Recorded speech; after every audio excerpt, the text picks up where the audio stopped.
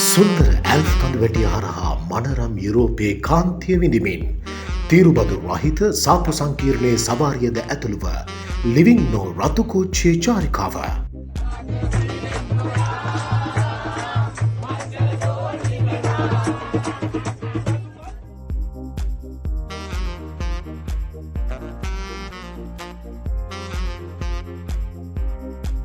පිටත්වීම අගෝස්තු 19 වනදා විචෙන්සා, වෙරෝනා, බ්‍රේෂියා සහ මිලානෝ සිට උදෑසන සහ දිවා ආහාරය. සැමදා ඔබගේ විනෝද චාරිකාවේ විශ්වසනීය පළපුරුදු සහකරුවා සුමල් චාරිකාවෙතින්.